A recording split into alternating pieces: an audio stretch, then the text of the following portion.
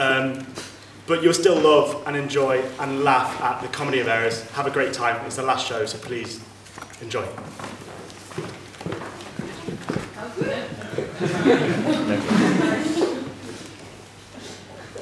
Merchants of Syracuse, plead no more. I'm not partial to infringe our laws. The enmity and discord which of late sprung from the rancorous outrage of your Duchess to merchants our worldly countrymen excludes all pity from our threatening verse. For since the mortal intestine jars, it hath in solemn sentence been decreed, both by the Syracusians and ourselves, to admit no traffic to our adverse towns. Nay, more, if any want of pieces be seen at any Syracusian marts and fairs, again, if any Syracusian woman comes to the Bay of Pieces, he dies. His goods confiscated to the judges and disposed, and 1,000 marks be levied, quit the penalty into ransom him. Thy substance, valued at the highest rate, cannot amount unto 100 marks. Therefore, by law, thou art condemned to die. Let this my comfort, when their words are done, my woes are likewise with the evening sun.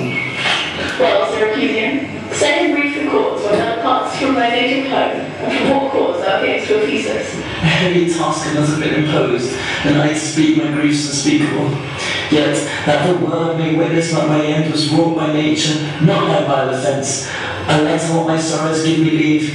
In Syracuse was I born and wed, unto a woman, happy but for me, and by me. Had not our hap been bad, with her I lived in joy, our wealth increased, by prosperous voyages I often made to Epidana. Till my factor's death and the great care of goods I landed left dreaming more from kind embracings of my spouse, from whom my absence was not 6 months old. Before herself, almost that fainting under the pleasing punishment that women bear, had made provision for her following me, and soon and safe arrived where I was. There had she not been long, but she became the little mother of 2 grown sons, which is strange, the one so like the other, and could not be distinguished by names. That very hour, and in the self-same inn, the meaner woman was delivered, with such a burden, male twins, both alike, those, for their parents were exceeding poor. I bought and brought up to attend my sons. My wife, not meanly proud of 2 such boys, made daily motions for our home return, and willingly I agreed. Alas, too soon we came aboard. A league from Epidana had we sailed, before they always wind the bay deep, gave any tragic instance of our harm. But longer did we not retain much hope, for what obscured light the heavens did grant did but convey unto our fearful minds the doubtful warrant of immediate death, which thou myself would gladly have embraced. Yet the incessant weepings of my wife, weeping before what she saw must come, and piteous plagues of the pretty babes, that mourned for fashion, ignorant what to fear, forced me to seek delays for them, and me, and this it was, for other means was none. The sailors sought for safety by a boat, and left the ship, then sinking right to us. My wife, more careful for the latter born, they fastened him into a small spare mast. Such a seafaring man provide for storms. To him, one of the other twins was bound. Whilst I had been of like heedful of the other, the children thus disposed, my wife and I, fixing our eyes on whom our care was fixed, fastened ourselves at either end of the mast, and floating straight, obedient as a stream, was carried towards current. As we thought, at length the sun, gazing upon the earth, dispersed those vapours that offended us, and by the benefit of the wished light, the seas waxed calm, and we discovered 2 ships from far making a main to us. Of Corinth that, of Epidaurus this, but here they come. Oh, let me say no more. Gather the sequel by they went before. Nay, forward, old man, do not break off so, for we may pity, we not pardon. Oh, had the gods done so, I had not now worthily turned them merciless to us.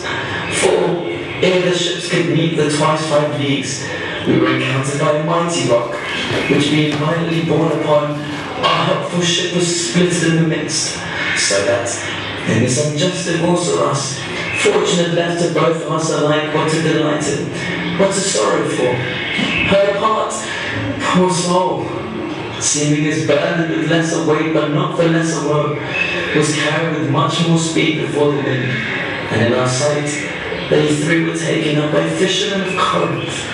As we thought at length, another should have seized on us, and knowing whom it was they had to save, gave heedful welcome to their shipwrecked guests, and would have left for the ship fishes and the prey, had not their bark been very slow at sail, and therefore homeward did they bend their course. Thus having heard me centre from my bliss, that my misfortunes and my life prolonged, to tell such stories of my own mishaps. And for the sake of them that sorrow is wrong, do the favours they later thought of the following them and these till now. My youngest boy, and yet my eldest care, at 18 years became inquisitive after his brother, and importuned me that his attendant, so his case was like, birth to his brother, but retained his name might bear in company in the quest of him, who, whilst I laboured of the love to see, and hazard the loss of whom I loved, fair summers have I spent in the furthest Greece, where I clean through the bounds of Asia, and coasting homeward, come to Ephesus, hopeless to find, yet loath to leave unsought, as out of any place that harbours men, but here must end the story of my life, and happy were in my time of death, could all my travels wherever they live. Happy Sagian, who was fate of Mark to bear the extremity of dire mishap. Now, trust me, were it not against our laws, against my crown, my oath, my dignity, printed, would they, may not disannul, my soul would sue as advocate for thee. But though I judged to the death, and past sentence may not be recalled by one's great disparagement, yet I will favour thee in what I can. Therefore, merchant, I will this day to seek thy life by a beneficial hand. Strike all the friends thou hast in pieces, let thou courage to make the sun and blade. If no, then thou art doomed to die. Jailor, take into thy custody. I will.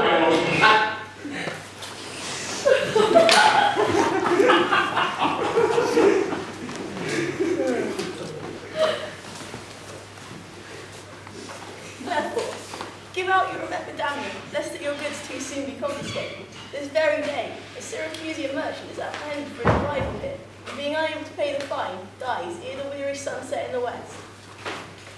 Have the money you... Go there in the centre where we host, and stay there, Dromio, till I come to thee. Within this hour it will be dinner time. Till then I'll view the manners of the town, peruse the traders, gaze upon the buildings, and then return within mine inn for the longer travel. I am stiff and weary. Get thee away. Many a man would take you at your word and go indeed, having so good a mean. Trusty villain, sir, the very oft, when I am dull with care and melancholy, lightens my humour with his merry jests. Wilt thou come to mine inn and dine with me? I'm invited to certain merchants of whom I hope to make much benefit. I crave your pardon. Soon, at 5 o'clock, I'll meet you on the mark, and afterwards consult you till bedtime. Farewell till then. I'll just go lose myself and wander up and down to view the city then. I commend you to your own content. He that commends me to my own content commends me to the very thing I cannot get. I to the world am like a drop of water that in the ocean seeks another drop, who, falling there in care to seek his fellow forth, unseen, inquisitive, confounds himself. So I to find a mother and a brother, unhappy, in quest of them, lose myself. Here comes the almanac of my true date. How now, how chance thou art returned so soon? Returned so soon? Rather approach too late. The cap on birds, the pig falls from the spit. The clock hath struck 12 upon the bell. My mistress made it 1 upon my cheek. She is so hot because the meat is cold. The meat is cold because you come not home. You come not home because you have no stomach. And you have no stomach having broke your fast. But you have no, what we know is the fast and pray are penitent for your default today. Stop in your wind, sir, and tell me this, I pray. Where have you left the money that I gave thee? Oh, the 6pence that of Wednesday last to pay the sandal for my mistress' crupper. Why, the sandal had it, sir, I kept it not. Come on, I'm not in a sportive mood now, so tell me, and dally not, where is the money? We being strangers here, how darest thou put so great a charge from thine own custody? I pray you, sir, just as you sit at dinner. I from my mistress come to you in post. If I return, I shall be post indeed, for she will score your fault upon my pate. Oh, come on, sir, knave, these jests are out of season. Reserve them till the merry hour than this, and tell me how thou hast disposed of thy charge. My charge but to fetch you home from the mart to your house to Phoenix for dinner. Oh, come on, sir, knave, where's the money? Why, sir, you gave no money to me. In what safe place have you bestowed the money that I gave you? I shall break that merry sconce of yours that stands on tricks when I'm undisposed. Where's the money? Well, I have some marks of yours upon my pate and my mistress's marks upon my shoulders.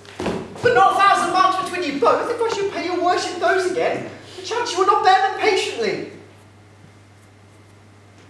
Thy mistress's marks? What mistress slave hast thou? Your worship's wife. My mistress. The Phoenix. She that doth fast till you come home to dinner and pray that you will hear you home to dinner. Yet does that flout mean the teeth being forbid? Take that, sir knave! Hey, sir, you will not hold your hands, but I'll take my heels. Upon my life, by some device or other, the villain is overwrought with all my money. They say this town is full of cozenage. As nimble gestures that deceive the eye, dark-working socials that change the mind, soul-killing witches that deform the body. Oh, well, if it proves so, I'll be gone the sooner. Out to the centaur, we'll go seek this slave, for I greatly fear my money is not safe. Neither my husband nor the slave returned, but in such haste I sent to seek his master. Sure, Luciana, it is 2 o'clock. Perhaps some merchant hath invited him, and from the mart he's somewhere gone to dinner. Good sister, let us dine and never fret. A man is master of his liberty. Time is their master, and when they see time, they go or come. So be patient, sister. Why should their liberties than ours be more? Because their business still lies out a door. Look, when I serve him so, he takes it ill. No, he is the bridle of your will. There are none but asses will be bridled so. Why, headstrong liberty is lashed with woe. There's nothing situate under heaven's sky, but hath his bound in earth, in sea and sky. The beasts, the fishes, and the winged fowls are their male subjects and at their controls. Men more divine, the masters of all these, lords of the wide world and wild watery seas, endued with intellectual sense and souls, of more preeminence than fish and fowls, are masters to their females and their lords. Then let your will attend on their accords.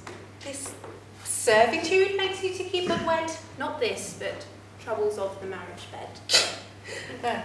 But were you wedded, you would bear some sway. Ere I learn love, I'll practice to obey. How if your husband starts some otherwhere? Till he come home again, I would forbear. Patience unmoved! No marvel though she pause. They can be meek that hath no other cause. A wretched soul, bruised with adversity, we bid be quiet when we hear it cry. But were we burdened with a like weight of pain, as much or more would we ourselves complain. So thou that hast no unkind mate to grieve thee, with urging helpless patience wouldst relieve me. But if thou see to live like right bereft, this full begged patience in thee will be left. I will marry one day, but to try. Here is your man, now is your husband nigh. Is your tardy master now at hand? Nay, he's at 2 hands with me. That my 2 ears can witness. Say, didst thou speak with him? Knowest thou his mind? Aye. He told his mind upon mine ear. He struck it so plainly I could too well feel his blows. And withal so doubtfully that I could scarce understand him. Say, I prithee, is he coming home? It seems he hath great care to please his wife. My mistress, sure my master is horn mad. Horn mad, thou villain! I mean not cuckold mad, but sure I do mean stark mad. For when I desired him to come home to dinner, he asked me for 1,000 marks in gold.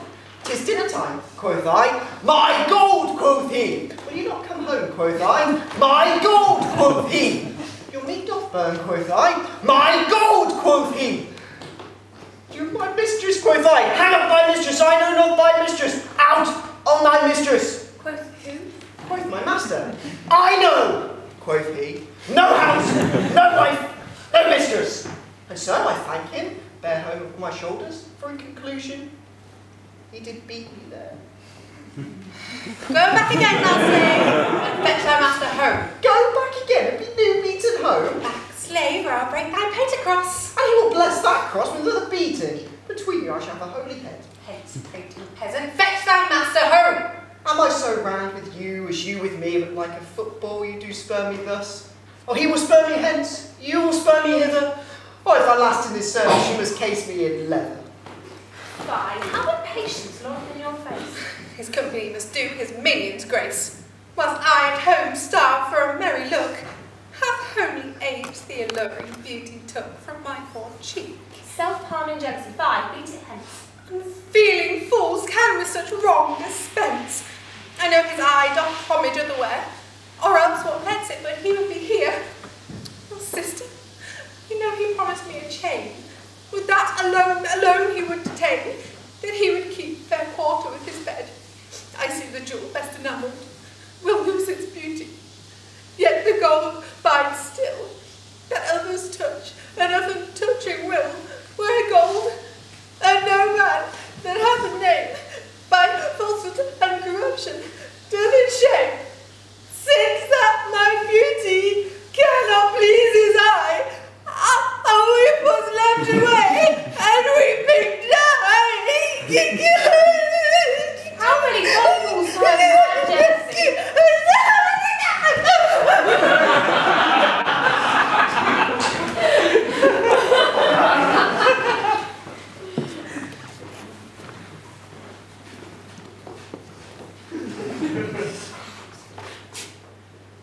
The gold I gave to Dromio is laid up, safe for the centaur, and the heedful slave is wandered up in care to seek me forth, by computation and mine host's report.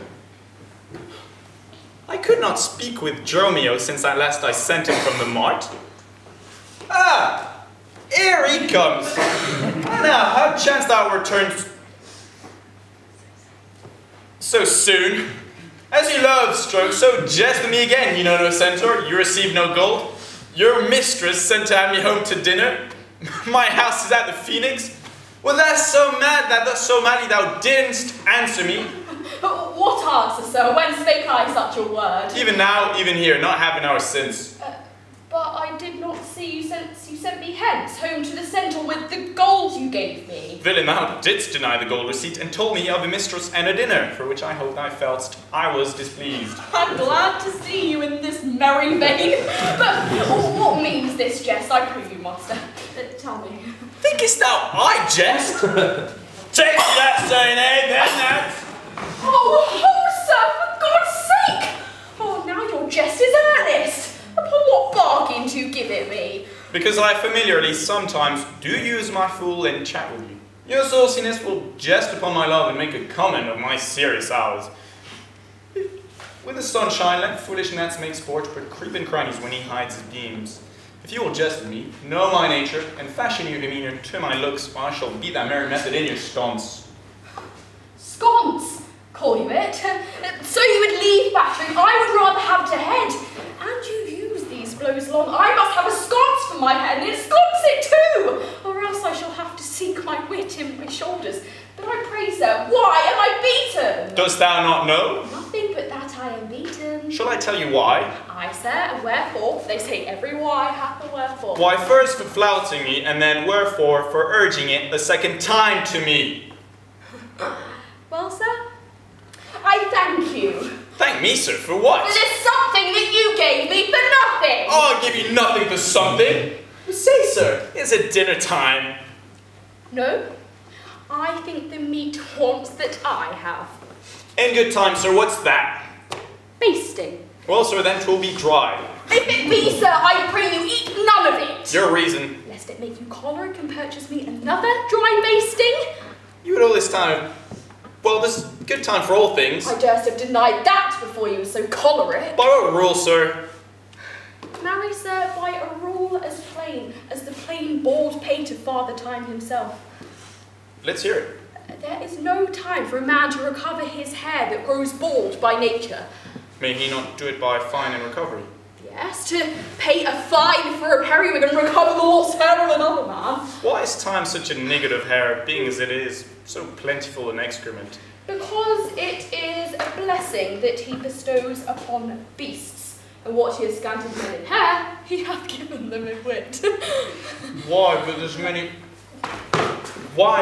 many man hath more hair than wit. Not a man of those, but he hath the wit to lose his hair. Why, thou didst conclude hairy men plain dealers without wit.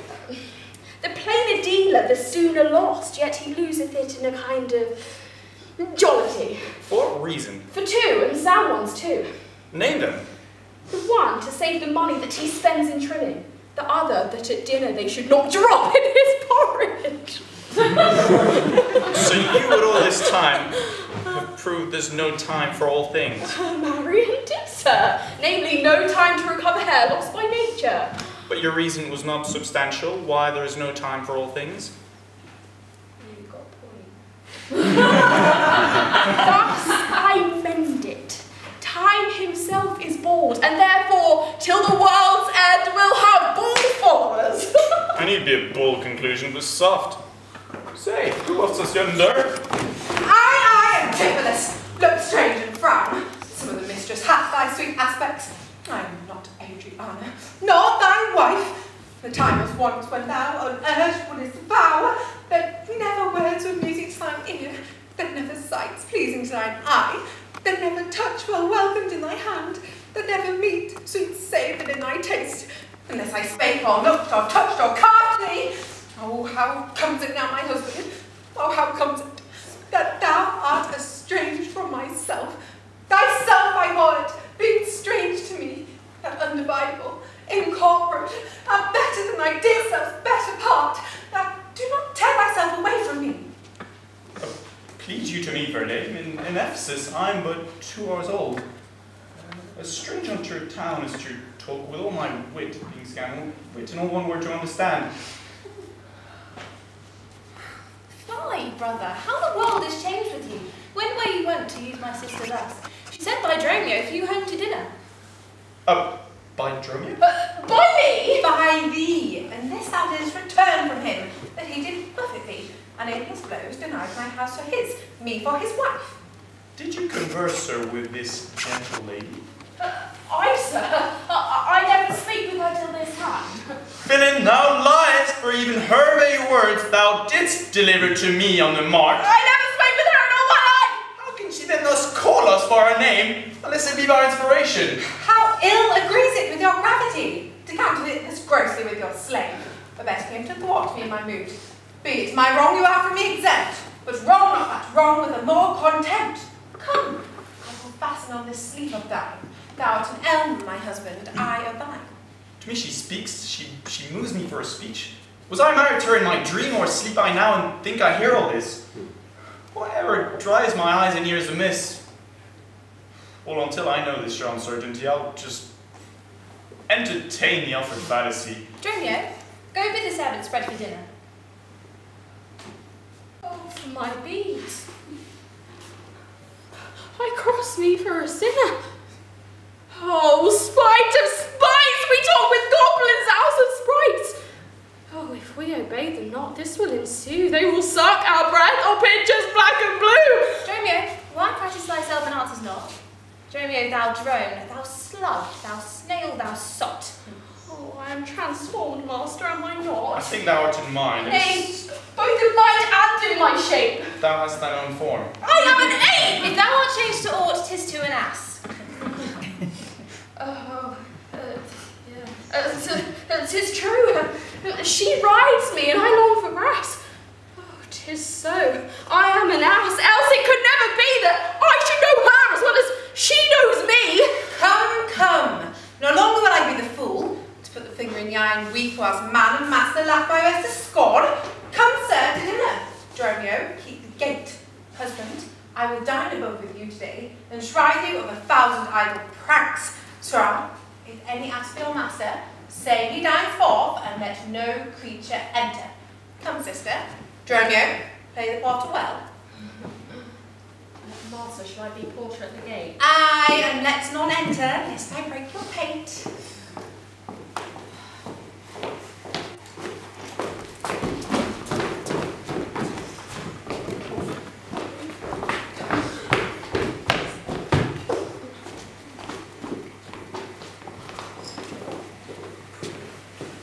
Good Signor Angelo, you must excuse us all.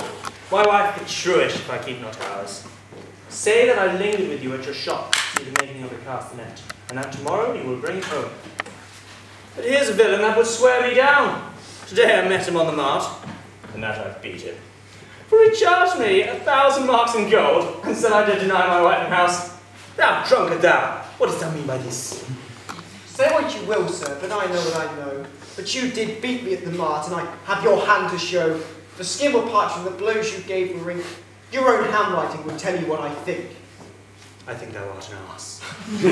Marry, so it doth appear by the wrongs I suffer and the blows I bear, I should kick, being kicked, and being at that pass, thou would keep from my heels and beware of an ass. You're sad. Signor Balthazar, pray God may welcome our good cheer, your goodwill, and your good welcome here. I hold your dainties cheap, sir, and your welcome dear. Ah, Signor Balthazar, either in flesh or fish, a table full of welcome makes scarce one dainty dish. Good meat, sir, is common that every child affords. A welcome more common, but that's nothing but words.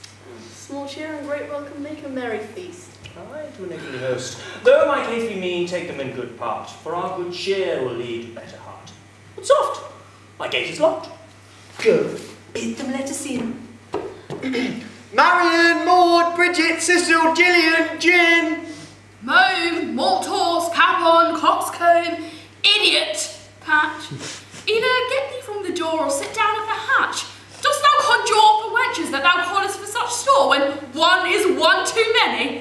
Go, get thee from the door. Patch is made a porter, my master stays in the street. Let him walk from whence he came, lest he catch cold on his feet. Who talks within there? Open the gate. Right, sir.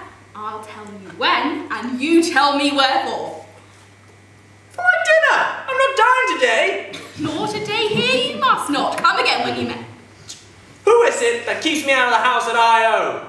The porter for this time, sir, and my name is Dromio.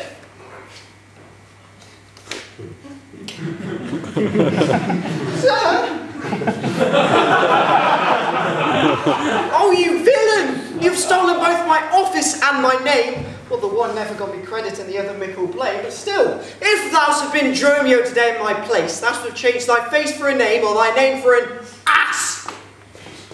What the coil is there, Dromio? Who are those at the gate? Let my master in loose. Oh, faith, no, he comes too late, and so tell your master. Oh, Lord, I must laugh. Have I with a proverb? Shall I set in my staff? Have you with another? What can you tell? If thy name be called Loose, Loose, thou hast answered him well. Minion! You'll open this door! I hope. I thought you and you said no. Come help well struck, there was blow for blow. The baggage! Let me in! Master, knock the gate hard. Let him knock till it ache. Let me in! Oh, what needs all that? A pair of stalks in the town? Who is this at the door that keeps all this noise? By my troth, your town is troubled with unruly boys. Is that you, wife? You might have come before. No, why? Sir Knave, go get it from the door. You went in pain, master. This knave would go sore. There is neither cheer, sir, nor welcome, and would fain have either. In debating which is best, we shall part with neither. I stand at the gate, master. Bid them welcome hither. There's something in the wind that we cannot get in. You would say so, sir, if your garments were thin. Your cake there is warm within. You stand here in the cold. Oh, it would make a man as mad as a buck to be so bought and sold. Let me in! Break any breaking here, and I'll break your name's pate. A man might break a word with you, sir. I am words of a wind. They'll break it in your face, so you'll break it not behind. It seems thou wantest breaking out upon thee hind. It's too much out upon thee. I pray thee, let me in. Aye, when fowls have no feathers and fish have no fin. Right, that's it. Go fetch me something. I'll broker up the gate. Fetch me a crow. Crow without feather, master, mean you so? An iron crow. Have patience, sir. Let it not be so. Here and you war against your reputation, and draw within the compass of suspect the unviolated honour of your wife. Once this, the long experience of her modesty, virtue, and sober years will plead on her part some cause to you unknown. Be ruled by me. Depart in patience. You have prevailed. I'm going to depart in quiet, and despite of mirth, mean to be merry. I know an excellent wench, pretty and witty, wild and yet too gentle. There will we dine with this woman that I mean. Good Signor Angelo, get thee home, go fetch the chain, for I know it is done, and bring it to the Porpentine. There I will bestow it upon mine hostess there. Mine own doors refuse to entertain me. I'll look elsewhere to see if they'll disdain. Well, I'll meet you at that place at some hour hence. Do so. This jest will cost me some expense.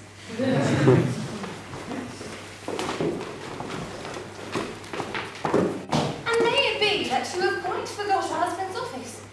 Charity-less, even in spring of love, thy love springs wrath. Shall love in building grow so ruinous?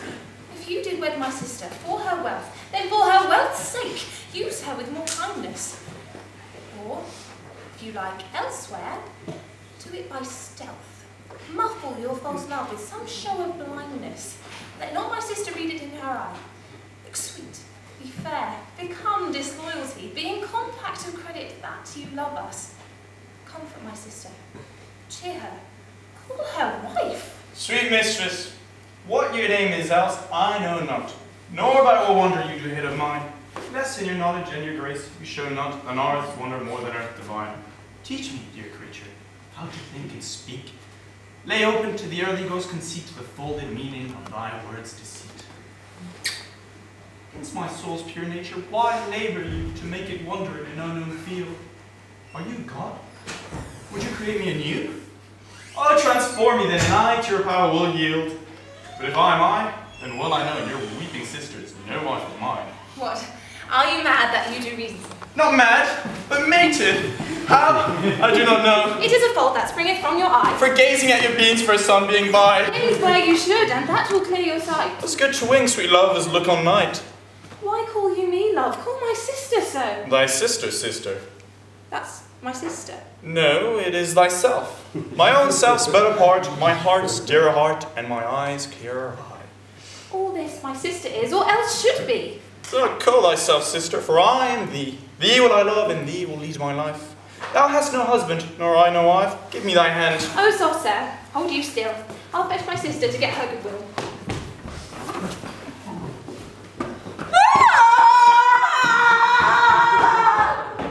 Dromio? Do you know me, sir?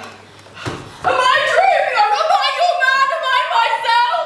Thou art Dromio, thou art my man, thou art thyself. Why am an ass? I'm a woman's man besides myself!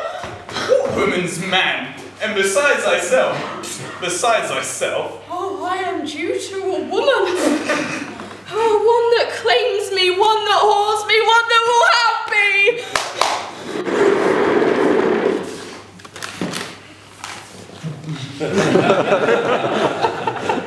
Whoa, what claim is she to thee? Such a claim as you would lay to your horse. Oh, and she would have me as a beast. Not that I being a beast. But that she, being a very beastly creature, lays claim to me. What is she? A very reverend body. Aye, such a one that a man may not speak of without he say, Sir Reverence, I have but lean luck in the match, and yet is she a wondrous fat marriage! How dost thou mean a fat marriage? Oh, marry, sir, she's the kitchen wench, and all grease. Oh. And I know not what used to put her to. Yeah. But to make a lamp of her and run from her by her own light. I warrant her rags and the tallow in them will burn a Poland winter. If she lives till doomsday, she'll burn a week longer than the whole world. What complexion is she of? Swart, like my shoe, but her face, nothing half so clean kept. For why? She sweats! A man may go with shoes in the grime of it. That's a fault of all woman. Oh no, sir, 'tis ingrained. Noah's flood could not do it. Well, what's her name? Nell, sir, but her name and 3/4, that's an L and 3/4, will not measure her from hip to hip. She goes from breadth. No longer from head to foot than hip to hip.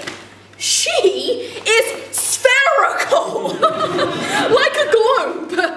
Oh, I could find out countries in her. In what part of her body stands Ireland? Oh, marry, sir, in her buttocks. I found it by the bogs. Scotland. I found it in the barrenness, hard in the palm of the hand. France. In her forehead, armed and reverted, making war against her heir. England. See, I looked for the chalky cliffs, but I could find no whiteness but I guess it's in her chin, judging by the salt room that ran between France and it. Oh. We're Spain. Faith, I saw it not, but felt it hot in her breath.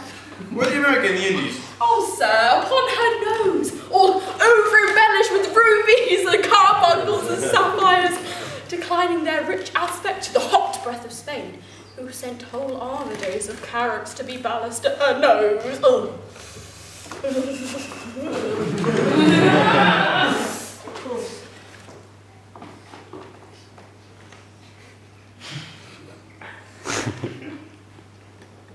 We're Belgium and the Netherlands. Oh, sir! I did not look so long!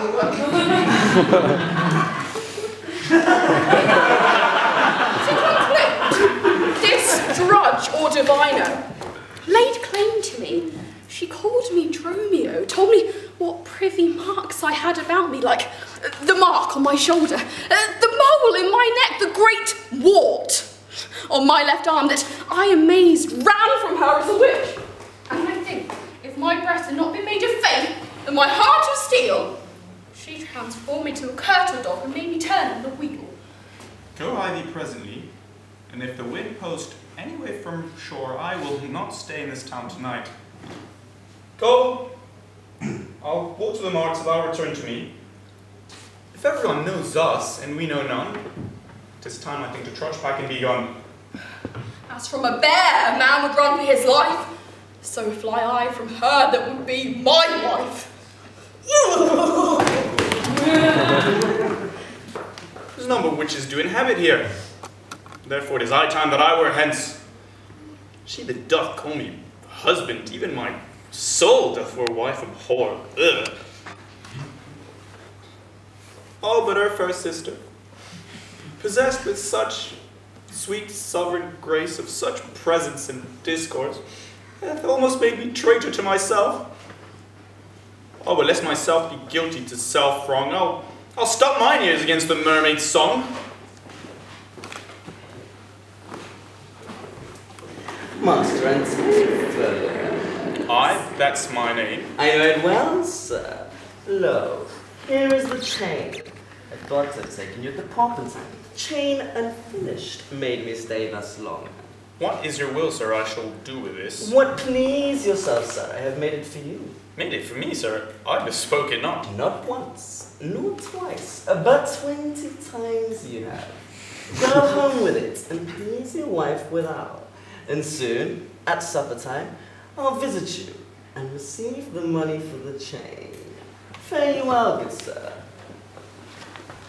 Oh, well, what I should think of this? I know not.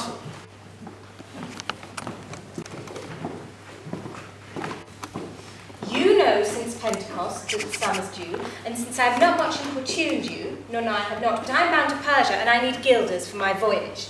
Therefore, good sir, and make present satisfaction, or I will attach you to this officer. Even just the sum that I do owe to you is grown to me by Antipholus, and in the instant that I met with you, he had of me changed.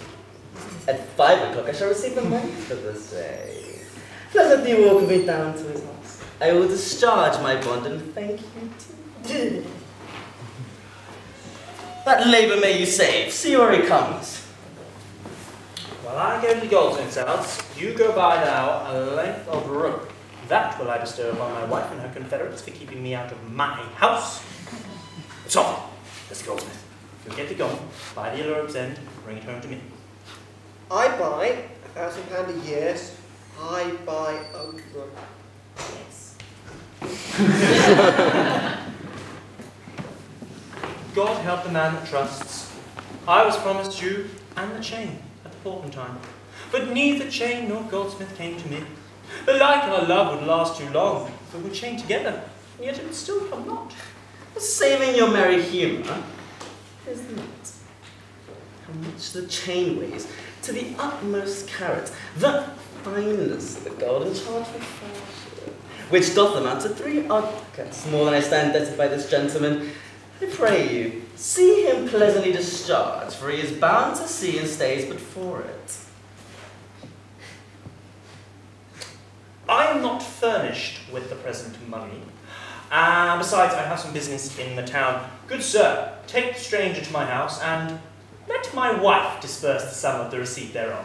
Belike, I will probably be there with you soon. Then you will bring the chain to her yourself. No, you bring it with you in case I come not in time enough. Well, sir, I will. Have you the chain about you?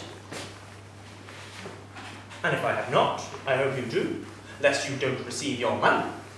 Nay, come, give me the chain. Both wind and tide stays for this gentleman, and I to blame with held him here too long. Good Lord, you use this dalliance to breach or break a promise of the Porpentine. Ah, yes, I should have chid you for it, but like a shrew, you first begin to brawl. The hour steals on, I pray you, sir, dispatch. Do you hear how he importunes me? The chain! Give it to my wife and receive your money. You know, I gave it to you half an hour since. Fine, now you run this humour out of breath. Tell me, sir, where is the chain? Let me see it. My business cannot brook this dalliance. Good sir, make present satisfaction, or I will have to leave him to the officer. I do, and charge you in the Duke's name to obey me. I received no chain. This touches me in reputation. Either consent to pay the sum for me, or I attach you by this officer. Consent to pay thee for what I never had? Arrest me, foolish fellow, if thou darest. Here is thy fee. Arrest him, officer. Who would not spare my brother in this case. You just scorn me so apparently. I do arrest you, sir. You hear the suit. I do obey. But trust me, goldsmith, you will pay for this with all the metal in your shop. So help me God. Sir, I will have law enforce this. To your notorious shame, I doubt it not. Master, there is a bark of epidamnum that stays but till her owner comes aboard, and then, sir, she bears away. Our fraughtage, sir, I have conveyed aboard, and I've bought the oil, the balsam, the aquavitae. The ship is in her trim, the merry wind blows fair from land. They stay for naught at all but for their owner, master, and yourself. How now? Thou being a sheep, what ship of epidamnum stays for me? A ship you sent me to hire waftage. I sent thee for a rope and told you for what purpose and what end. You sent me for a rope's end soon. No, you sent me to the bay, sir, for a bark. I will discuss this matter with you at more leisure, and teach your ears to list to me with more heed. Now, to Adriana, villain, hie thee straight. Tell her in the desk that's covered over with a Turkish tapestry there is a purse of cats. Tell her I'm arrested in the street, and that shall bail me. Hie thee home, slave, go thee straight. Now! On, officer, to prison till it come.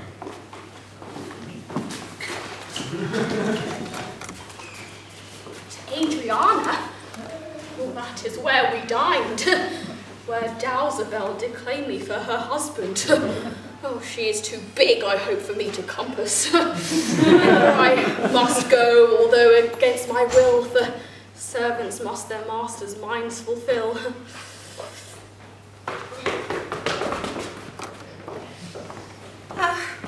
Luciana, did he tempt thee so?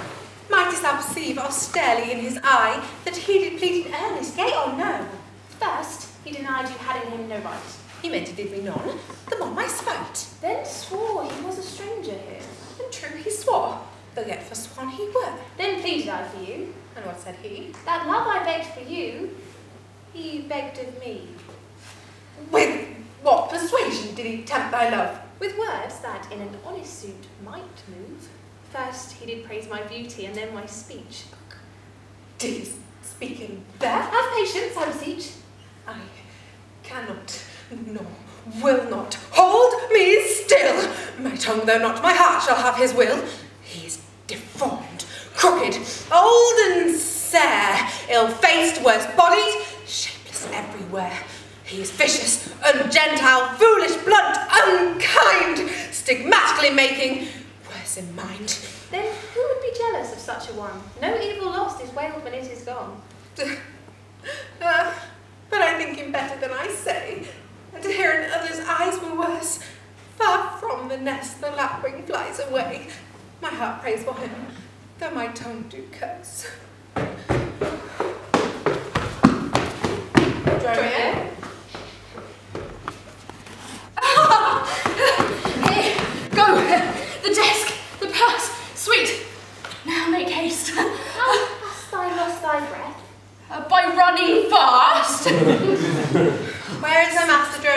Is he well? No, he's in tartar limbo, worse than hell. A devil in an everlasting garment hath him, one whose hard heart is buttoned up with steel. A fiend, a fury, pitiless and rough, a wolf, nay worse, a fellow all in buff, a back friend, a shoulder clapper, one that countermands the passages of alleys, creeks and narrow lands, a hound that runs counter yet draws dry but well, one that before the judgment carries poor souls to hell. Why, man, what is the matter? I do not know the matter. He is rested on the case. What? He is arrested? Tell me at whose suit? I know not at whose suit he is arrested well, but he's in a suit of buff that rested him, that can I tell. Will you send him, mistress? Redemption, the money in his desk. Go fetch it, sister. This I wonder at, that he unknown to me should be in debt. Tell me, was he arrested on a band? Not on a band, but on a stronger thing. A chain. Do you not hear it ring? What? The chain? No. The bell. Was time I were gone. Was 2 ere I left him, and now the clock strikes 1. The hour's come back. That did I never hear. Oh yes, if any hour meet a sergeant, it turns back for very fear. As if time were in debt. How fondly dost thou reason? Time is a very bankrupt, and owes more than he's worth to season. Nay, he's a thief too. Have you not heard men say that time comes stealing on by night and day? If time be in theft and debt, and a soldier in the way, hath he not reason enough to turn back an hour in a day? There's the money, Dromio. Bear it straight and bring my master home immediately. Oh, come, sister. I am pressed down with conceit. Oh, conceit, my comfort and my injury. Oh.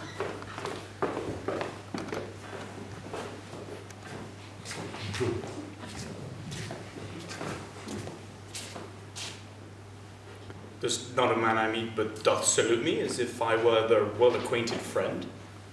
And everyone doth call me by my name. Some invite me, some offer me commodities to buy, some others give me money. Even now, a tailor called me in his shop and showed me the silks he had bought for me, and thereupon took measure of my body.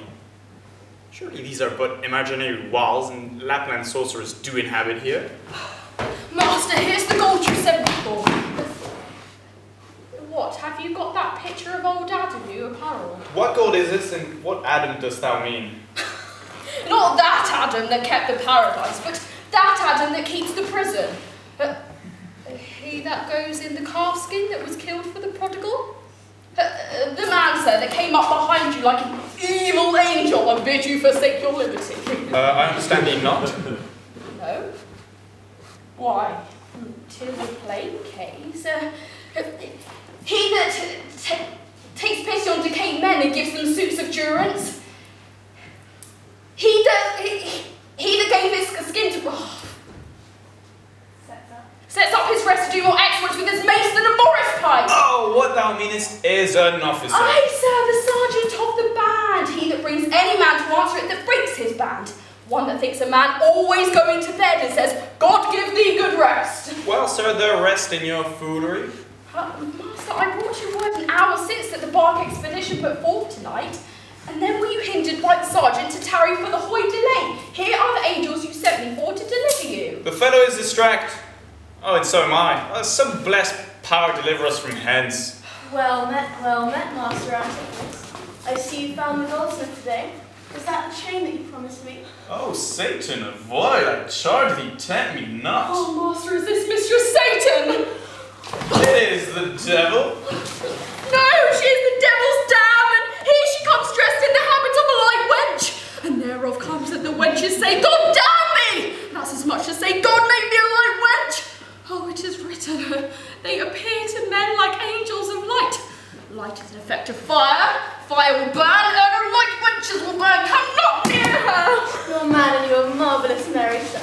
Come, you'll go with me. Will mend our dinner here? Master, if you do expect spoon meat, I must speak a long spoon! Why, Dromio? He must have a long spoon that eats with the devil! Ah! Cheers. Oh! Avoid thou fiend, what tellest thou me of supping? Thou art, as y'all are, sorceress, I charge thee to leave me and be gone. Give me the ring of mine you had at dinner, and I'll leave, and I'll not trouble you. Well, sir, some devils ask but the parings of one's nail. A rush, a hair, a drop of blood, but she, more covetous, would have a chain. Master, be careful, and if you give it her, the devil will shake her chain right with it. Oh, sir, I pray you, my ring, or else the chain. Satan, go away. Come on, Dromio, let us go. My prices the peacock. Mistress, that you know. Now, out of doubt, Antipholus is mad, else he would never so demean himself. A ring he hath of mine worth 40 ducats, and for the same he promised me a chain. Both one and the other he denies me now. The reason, he is mad. Besides his present instance of rage, is a mad tale he told me today at dinner, of his own doors being locked up against him. But like his wife, acquainted with his fits, on purpose shut the doors against him. My way is now to hie home to his house and tell his wife that being lunatic, he took perforce my ring away.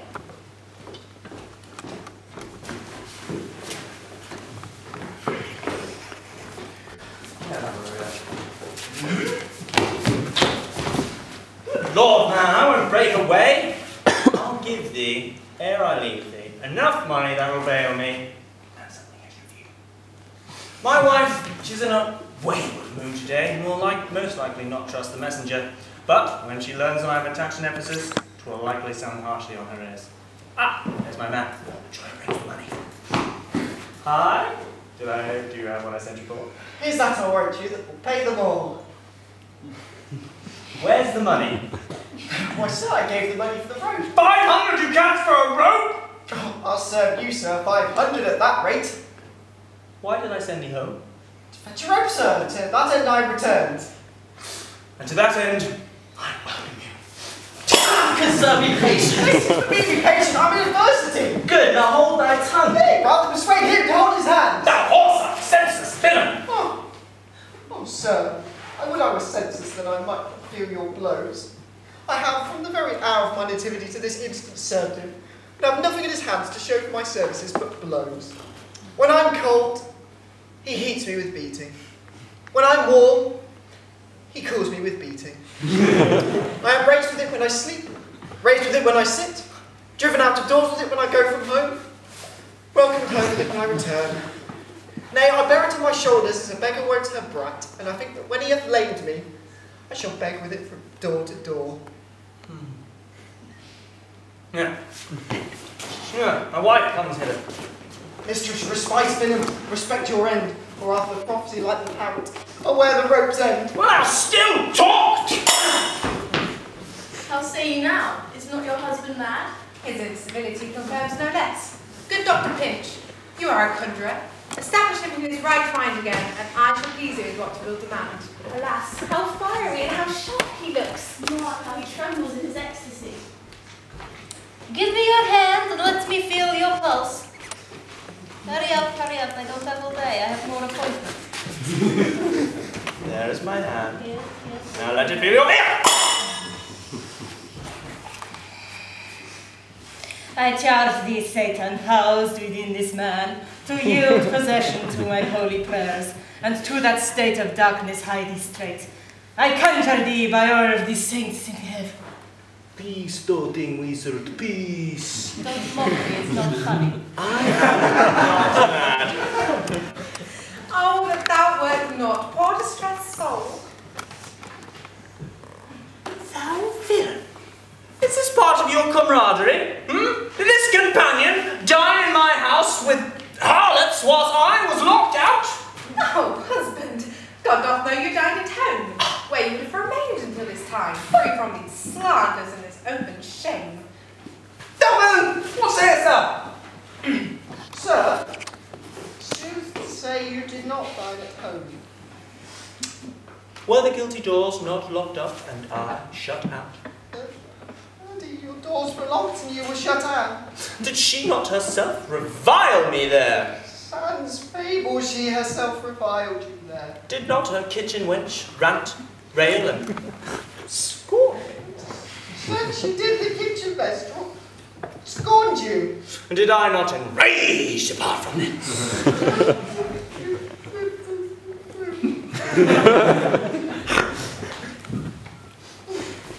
Is it good to soothe him in these countries? It is no shame. The fellow finds his vein, and that is what humours well his frenzy. Eh? I have a beard, allow. Did thou suborn the goldsmith to arrest me? Alas, as I do money, sir, to be your bail, by Dromio here, who came in haste for it. Money by me? Heart and goodwill you might, but master, not a rag of money. Dissembling villain! Thou speakest false in both. Dissembling harlot! Thou speak false in all! You are part of some dominant pack that would treat me with scorn, but with these fingers I'll pluck out thy eyes that would look on me as such a shameful spot! Bind him! Let him not come near me! More company, the fiend is strong within me. I mean, poor man, how pale and how wan he looks. Thou jailer thou! Would thou murder me? Would thee let these fiends try and rescue me? He is my prisoner, you shall not have it. Bind them both, for they are frantic. Be frantic. What wilt thou do, thou peevish officer? Hast thou delight to see a wretched man do outrage and displeasure to himself? He is my prisoner. If I let him go, let him go to the requirement of me. Go bear him hence. Good master doctor, see him safe conveyed home to my house. Oh, most unhappy day. Oh, most unhappy strumpet! Master, I've erected a bond for you. Oh, thou villain! Why dost thou murder me? We'll down for nothing, good master. Cry the devil! Fly, Romeo, fly! Go bear him hence. Sister, go you with me. Say now, who seems to be arrested at? One Angela, the goldsmith. Do you know him? I know the man. What is the sum he owes? 200 ducats. Say, how grows it due? Due for a chain your husband had of him. He did bespeak a chain for me, but had it not. When your husband, on an arranged day, came to my house and took my ring away, he had a chain about him. That may be so, but I did never see it. Come, jailer, bring me where the goldsmith is. I long to know the truth, therefore at large. Let's come to help that we may have the bound again. Away, they'll kill us. These witches are afraid. She that would be your wife now ran from you. Come to the centaur, fetch your stuff from hence. I learned that we were safe and sound aboard. Faith, stay here this night. You saw they will do us no harm. You saw they speak us fair, give us gold. Methinks they are such a gentle nation that were it for that mountain of mad flesh that claims marriage of me, I could find it in my heart to stay here still, a turn witch. I will not stay tonight for all the town. Come, Dromio, let's go. I am sorry, sir, that I have hindered you, but I protest he had the chain of me, though most dishonestly he doth deny it. How is the man esteemed here in the city? A very reverend reputation, sir, of credit infinite, highly beloved, second to none that lives in the city. His name I bear my wealth at any time. Oh, right, well, speak softly yonder as I think that he walks. 'Tis so, and that stuff chained about his neck which he foresaw most monstrously to have. Good sir, draw me into thee. I'll speak to him. Signor Antipholus, the chain you had of me, can you deny it? I think it be, sir. I never did deny it. Well, yes, that you did, sir, and forswore it too. Who heard me to deny it or forswear it? Oh, these ears of mine, thou knowest did hear thee. Fie on thee, wretch. 'Tis a pity that thou livest to walk where any honest man resorts. Oh, thou art villain to impeach me thus. I'll prove mine honour and mine honesty against thee presently, if thou darest stand. Oh, I dare, and do defy thee for a villain. Oh, hurt him not, for God's sake, he is mad. Some get within him. Bind Romeo too and bear him home to my house. Run, master, this is a prairie, it always spoils. Be quiet, people. Wherefore throng you hither? To fetch my poor distracted husband hence. Let us come in, that we may bind him fast and bear him home for his recovery. How long hath his possession held the man? This week he hath been heavy, sour, sad, and much different from the man he was, but till this afternoon were his passion there breaking to extremity of rage. Hath he not lost much wealth by a wreck of sea, buried some dear friend, or hath his eyes strayed in unlawful love, a sin prevailing much in youthful men who give their eyes the liberty of gazing. Tell me, which of these sorrows is he subject to? To none of these, except to be the last, namely some love that drew him off from home. Well, you should for that have reprehended him. Why, so I did. Aye, but not enough. As roughly as my modesty would let me. Happily in private. And in assemblies too. Aye, but not enough. It was the copy of our conference. In bed he slept, not for my urging it. At board he fed, not for my urging it. Alone it was the subject of my theme. In company I often glanced it, but still I did tell him it was vile and bad. And therefore came of it that the man was mad. The venom clamours of a jealous woman poisons more deadly than a mad dog's tooth. It seems his sleeps were hindered by thy railings. That in itself is enough to mad or man or beast. The conclusion is then that your jealous fits have scared your husband from his use of wits. She never reprehended him but mildly, when he demeaned himself rough, rude, and wildly. Why bear you these rebukes and answer not? She did betray me to my own reproof. Good people, Andrew, lay hold on him. Not a creature enters into my house. And let your servants bring my husband forth. Neither. He took this place for sanctuary, and it shall privilege him again from your hands until I have brought him to his wits again, or lose my labour in assaying it. I will attend my husband, be his nurse, diet his sickness, for it is my office, and I shall have no attorney but myself. Therefore, let me have him home with me. Be patient, for I will not let him stir until I have used the improved means I have, with wholesome syrups, drugs, and holy prayers, and so on, to make of him a formal man again. It is a branch and parcel of mine oath. Look on it as a charitable duty of mine order. Therefore, depart and leave him here with me. I will not hence and leave thy husband here, and ill it doth beseem your holiness to separate the husband and the wife.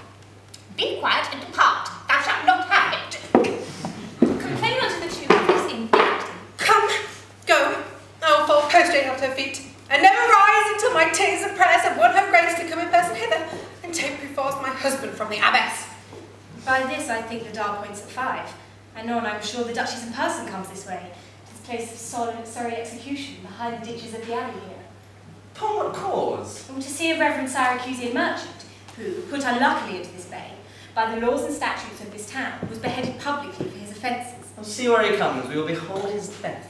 Kneel to the Duke before she pass the alley. Once again, proclaim it publicly. If any friend will pay the sum for him, he shall not die. So much we tend him. Justice, most sacred lady, against the abbess. She is a virtuous and a reverend lady. It cannot be that she has done thee wrong. May it please your grace, Antipholus, my husband, whom I made lord of me and all I had, at your most important letters, this ill day, a most outrageous fit of madness took him, that desperately he did hurry through the streets, with him his bondman, all as mad as he, doing outrage and displeasure to the citizens, by rushing in their houses, bearing thence rings, jewels, and anything his race did like. Once I did have him bound and sent him home, whilst to take order of the wrongs I went, that here and there his fury had committed. Anon, I not wot by what strong escape he broke from those who had guard of him, but with his mad attendant and himself, chased us away, till raising off more aid, we came again to bind them, when they fled into this abbey, whither we pursued them. And here the abbess shuts the gates on us, and will not suffer us to fetch him out, nor send him forth that we may bear him hence. Therefore, most gracious lady, at thy command, let him be brought forth and borne hence for help. Long since thy husband served me in my wars, and I to thee engaged my word, but now to make him master of thy bed, to do him all the grace and good I could. Go, some of you, knock at the abbey gate, and bid the lady abbess come to me. I will determine this before I stir. Oh, mistress, shift and save yourself. My master and his man have both broke loose, beaten the maids around and bound the doctor, whose beards they have singed off with brands of fire, and ever, as it blazed, they thrown in great pails of puddled mire to quench the hair. My master preaches patience to him, and the while his man with scissors nicks him like a fool. And sure, unless they send some present help, between them they will kill the conjurer. Peace, fool. Thy master and thy man are here, and that is false, thou dost reporters. Mistress, upon my life I tell you true. Hark, hark, I hear him. Mistress, fly, be gone. Ay me, it is my husband. Witness you that he's borne about invisible. Even now we house him in the abbey here, and now he's there. Hast thought of human reason? Duchess, most gracious Duchess, grant me justice for the deep scars that I took to save thy life. Now grant me justice. Unless the fear of death doth make me dote, I see my son Antipholus and Dromio. Justice, sweet princess, against that woman there, she whom thou gavest to be my wife, and laid deep shames against me, and has just generally been quite mean to me all day. I mean, it's awful. Justice, please! Discover how, and thou shalt find me just. This day, great Duchess, she locked me out of my doors and feasted in with harlots. A grievous fault. Say, woman, didst thou so? No, my lady. Myself, he and my sister today did dine together. So before my soul, this is false he burdens me withal. Never may I look on day nor sleep on night, but she tells your highness simple truth. O perjured woman, they both forsworn. In this the madman justly chargeth them. My liege, I'm advised what I say, neither disturbed with the rash of raging ire or the benignity feelings of wine.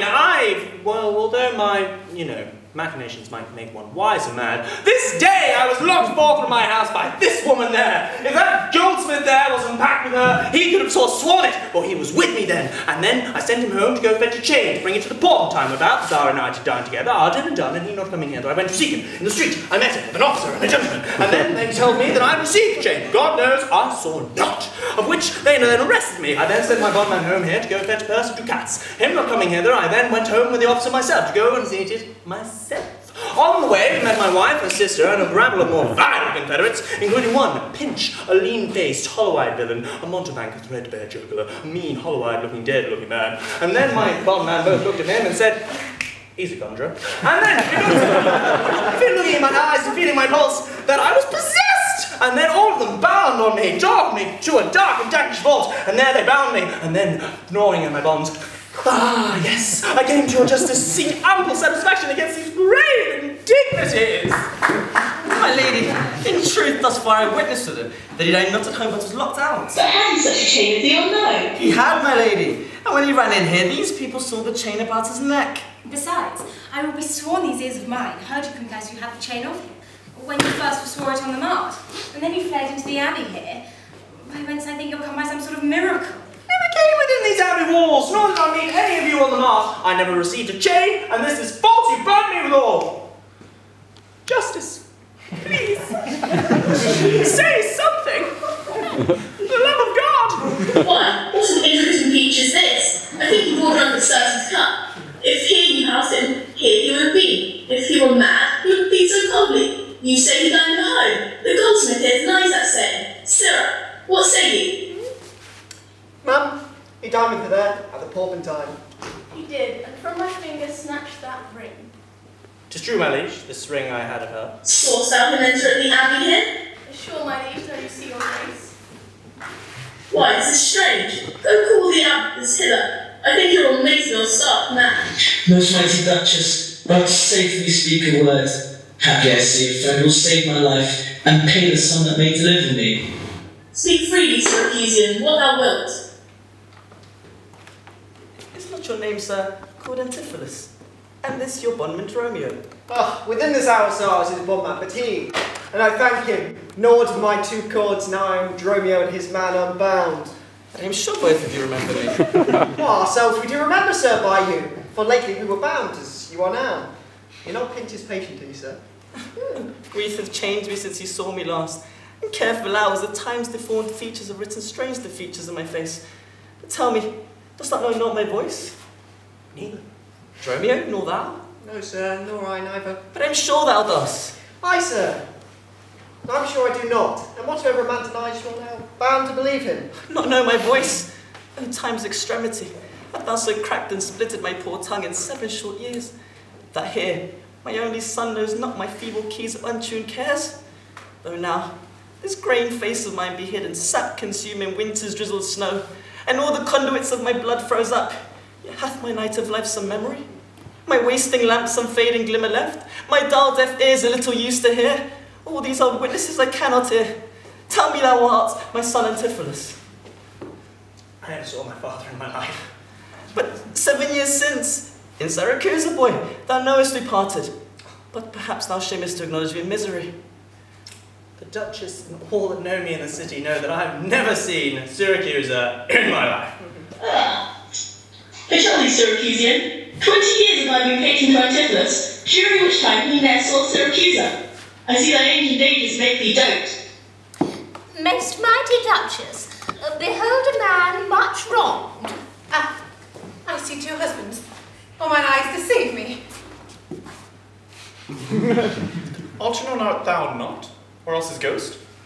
Oh, my old master, who hath bound him here?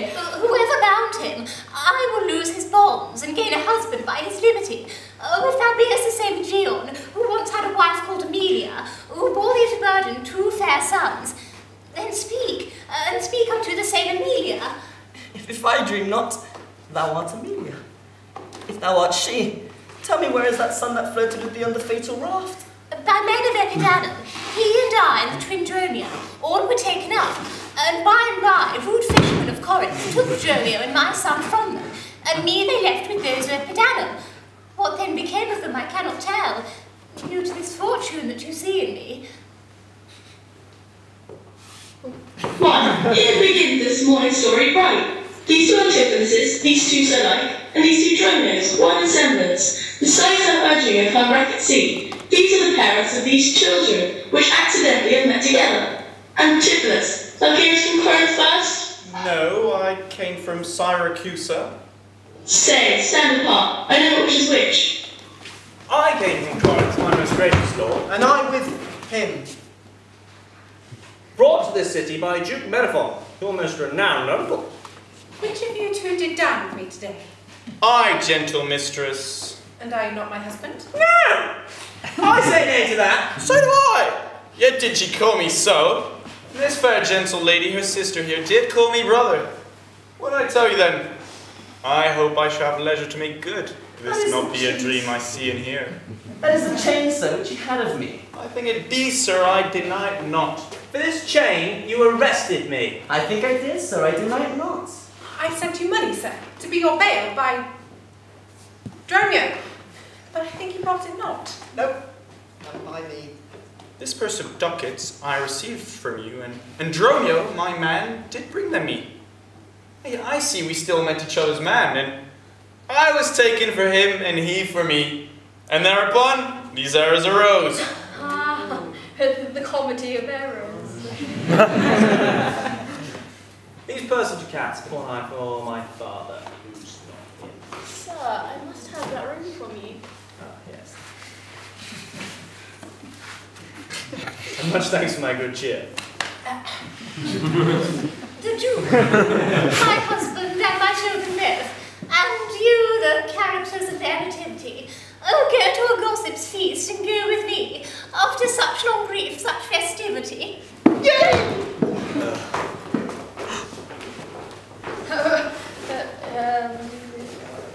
Master, shall I fetch your stuff from shipboard? What stuff of mine is shipboard, Dromio? Our goods that lay at host in the Centaur, sir? He speaks to me. I'm your master, Dromio. Oh, come, we'll look to that anon. Embrace thy brother there, and rejoice with him.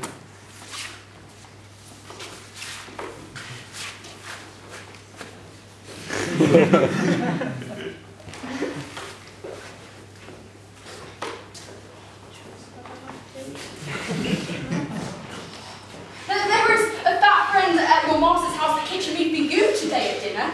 She now shall be my sister, not my wife. Methinks that you are my glass, not my brother, but I see by you that I'm a sweet-faced youth. Will you walk in to see that gossiping? Not I, sir. You are my elder. That's the question. How should we try it? We'll draw cuts for the senior. Till then, lead thou first. Nay, then thus. We came into this world as brother and brother. Now let's go arm in arm, the one before another.